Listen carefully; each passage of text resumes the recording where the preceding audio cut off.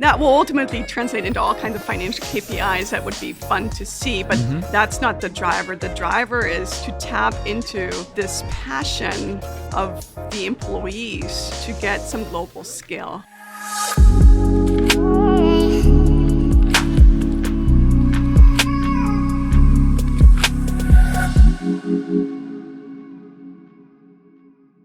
Hi Mirka, welcome to the show. Thank you. I'm curious to get to know what you believe shall be rethought about water. So I think the water space is a very exciting space and a space exciting to be in right now. I think we're rethinking as we're going, as we face some of these challenges that were discussed, but also in terms of what our answers are. Rethinking is something which comes to my mind if I hear of Nora. Yeah. Might be right or wrong, you'll tell me.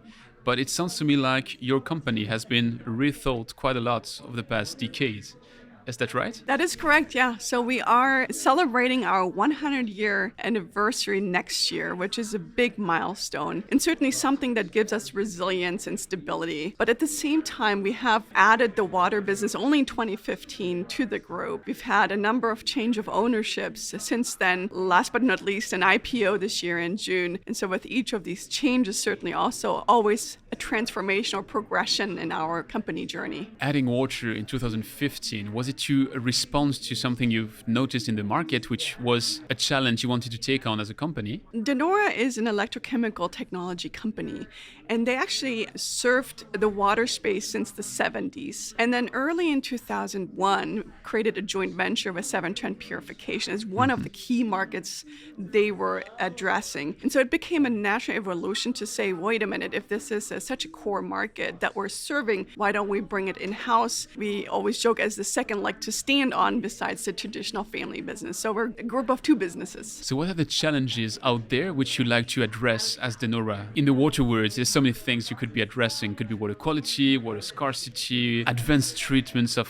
some kind of pollutants. We are a technology provider, and our heart goes towards disinfecting and filtration water. We're a manufacturer, we're not the systems integrator or operator. So our heart and passion goes to providing the best possible technology to solve these water challenges, whether it's emerging contaminants, whether it is PFAS and other residuals in the water. And I think the opportunity goes in combining technologies to come towards advanced solutions that then solve these different problems around the world. You just mentioned a lot of very interesting topics for a deep dive, which might be this emerging contaminants at itself. PFAS right now, as we're in the US, is probably the hottest off the press, with the EPA changing its rules in June, in August, saying that you should look at GenX, saying that you should look at parts per quadrillion. How important is it as a technology company like Nora to align your offering to these changes in policy and changes in priorities guided by policies? We have a whole portfolio of technologies, and we are serving multiple countries around the world. And so we have different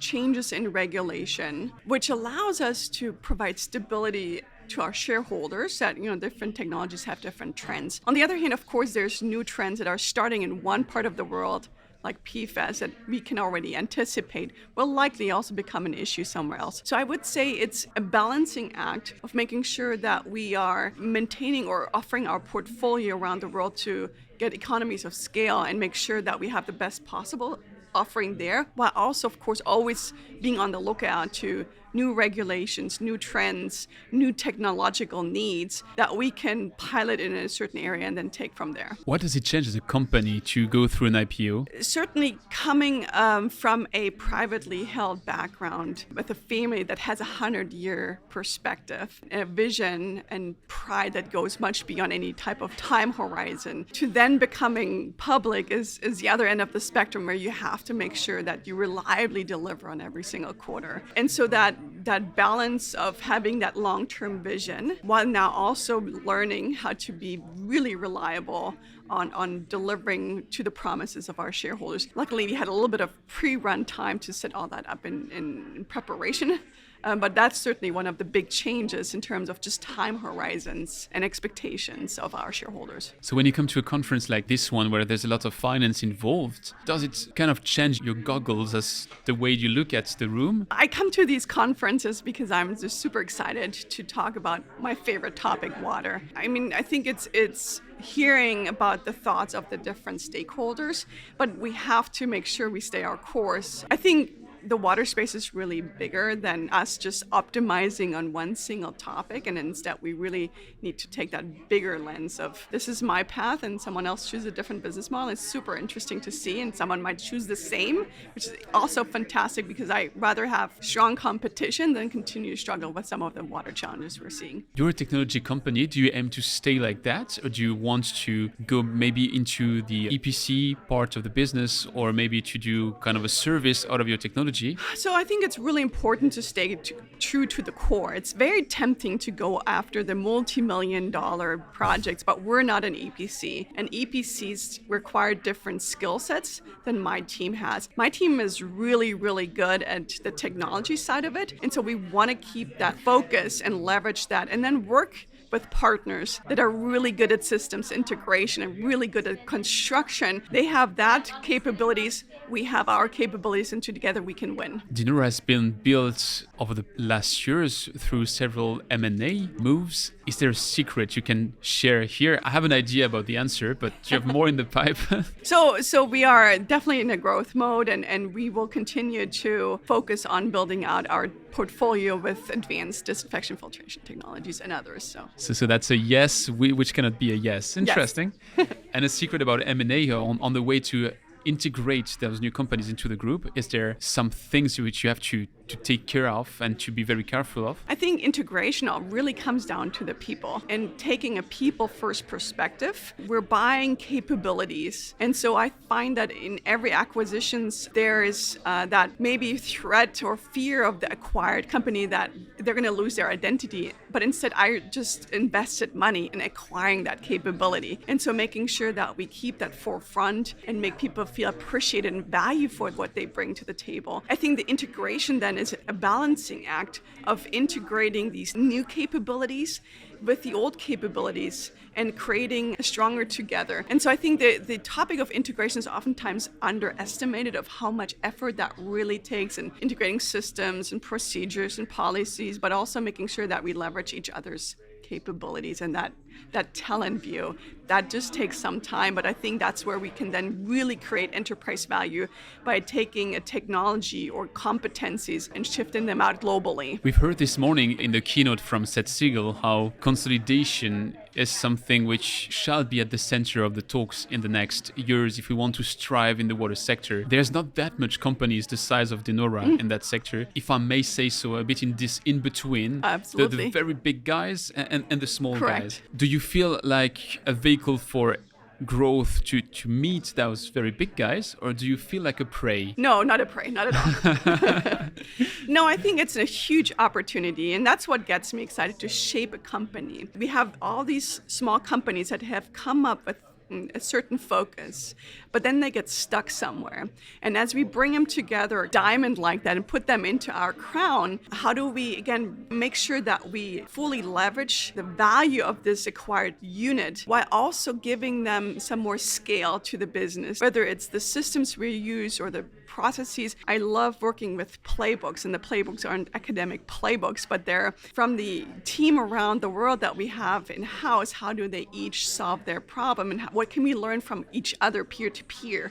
And so we are elevating these individual companies that got stuck at some level and providing them that next level of scale, whether it's the sales channels, the management processes, how we do business, financial savviness, HR processes, right? All the good things across the entire value chain of the business. And that helps us to lift and enhance their growth. I think, as I look at these big guys, at some point they seem to be getting a little too bureaucratic. And what I want to preserve for us is that entrepreneurial space in the middle. We're big enough to be dangerous. We're agile, nimble, but we do not become stodgy and slow. I love your analogy of the diamond in the crown, and this agility element for sure is an asset. So maybe a crystal ball question for you. If now you look at the 5 or 10 year horizon, what is that single metric which tells you that you've succeeded? My mind is going to employee engagement, which is interesting because it's very qualitative. But if I can keep my team hungry and driven, we will serve our customers to our best ability. That will ultimately translate into all kinds of financial KPIs that would be fun to see, but that's not the driver. The driver is to tap into this passion of the employees to get some global scale. And I think in the water space, I'm sure anyone you're having on your podcast shares that passion that what we do actually has a huge impact on our blue planet. True. And so, if we can tap into that and leverage that, how do you quantify that? That's why I was pausing. Employee engagement sounds a little soft, but I think truly, right, if we can unlock that potential, we're going to create amazing things together. Mirka, to round off these interviews, I have a series of rapid fire questions. Okay. So it's short questions aiming for short answers, but Good. I'm not cutting the microphone. Good. My first question is, what is the most exciting project you've been working on and why? Digital transformation. And why? I think it's fascinating to see what these new capabilities can bring to the water space. What is this one thing you're doing in your job today that you will not be doing in 10 years? I love my job. What will I not be doing? If you love everything, you probably keep I doing love my everything. job, so no, it's good. What is the trend to watch out for in the water sector? Digital transformation. I think it will shake up and wake up that industry and innovate us in ways that we haven't thought possible. Do you have a special take at digital transformation at Nora? I think it's across every step on the value chain, and it's using the data to better serve our customers. Every customer might face their water challenge for the first time.